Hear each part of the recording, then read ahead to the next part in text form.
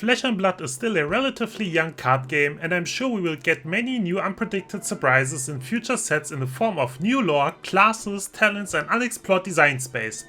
But we already have some loose threads and hints in the game that point to things that might come sooner or later to the game.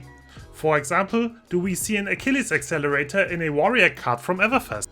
Welcome to the Crazy Brew, I'm Jan and today I want to follow with you the trail of breadcrumbs that are spread across the cards in Flesh and Blood and find out what the game might have in store for us in the future.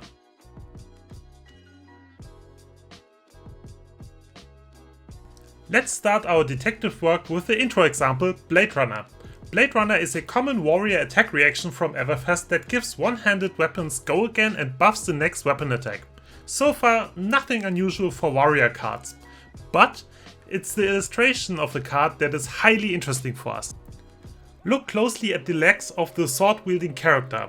It looks like the leg is supported by steam-powered technology that looks incredibly close to the Achilles accelerator, a Mechanologist leg equipment from Arcane Rising.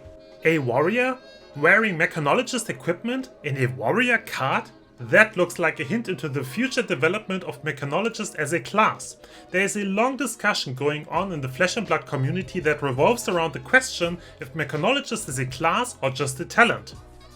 And in a Q&A session during the Proton New Jersey, James White commented on the question with, "It's kinda both. It's a funky thing. It's a class, but a funky class." I added James White's answer in a link in the video's description so you can check it out yourself. So there's something very special about the Mechanologist class that we do not know yet, but the very cyberpunk-esque picture on the Blade Runner might be an outlook on how Mechanologists intersect with other classes. Maybe, just maybe, we will see a new mech warrior coming in Flesh and Blood's future. Until it is reality, it is just science fiction. What is not fiction, however, are the hints that we got on the card Slice and Dice. Slice and Dice mentions, for example, dagger for the very first time as a weapon type in the game. So it's almost certain that we will get dagger as a new weapon type sometime in the future and that it will be related to the warrior class. The card Shatter, on the other hand, only mentions two-handed weapons in general, but it depicts a two-handed axe literally shattering a shield, and yet we do not have any two-handed axes for warriors at the moment in the game. It will be interesting to see if illustrations in the game will actually prove viable as hints for the game's future, because if that's the case, we always have to look at the cards with a magnifying glass. Now let's take a glimpse into a possible future for Guardians with Imposing Visage.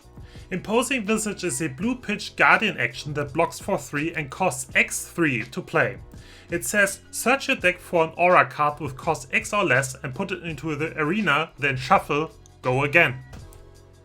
Aura Guardians is an archetype that doesn't see much play despite many puzzle pieces being available already. Cards like Stamp Authority, Towering Titan, Emerging Dominance, Stonefall Confidence, Blessing of Deliverance and Nerves of Steel don't see much play.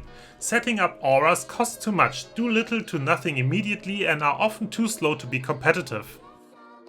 Imposing Visage, however, is a tutor for auras that might play a key role in the development of Aura Guardians as an archetype. It increases consistency and allows you to get exactly the aura you need for the right situation.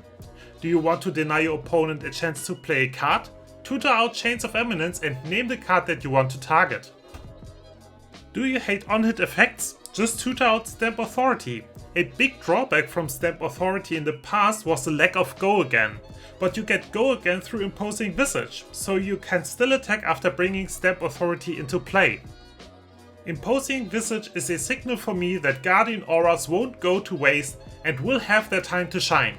But for the last hint, I want to take a look at a complete new type of aura. The last hint that I want to follow is the announcement of Affliction as a new aura subtype. In the early Uprising spoilers, we got the card Frost-Hex, which introduced Affliction to us. Afflictions are auras that we play that enters the arena under an opponent's hero control. Frost-Hex says, Frostbites you control have, at the beginning of your end phase, this deals 1 arcane damage to you. I love the new design space that we are going to explore with Affliction. These are basically curses that you can cast on your opponent that have some kind of detrimental effect on them. Frost Hex especially transforms Frostbite token into pseudo rune chants that pop at the end of the opponent's turn and do 1 arcane damage per pop Frostbite. And I believe it's not too far off to see that Runeblades could have access to afflictions as well. First of all, it would fit flavor-wise to the Runeblade class as well, but Everfest especially introduced many new Runeblade cards that have additional effects when you played or created 1 or more auras in your turn. Note that we are talking about auras in general and not rune chants or shackle tokens specifically. With Viscera and Chain slowly but surely retiring into Living Legend status, it makes sense that Runeblade has to develop into new and interesting directions, and I believe that Runeblade will look and play different to what we knew in 1 or 2 years time, and I can definitely see a Runeblade gameplay incorporating afflictions into their playstyle.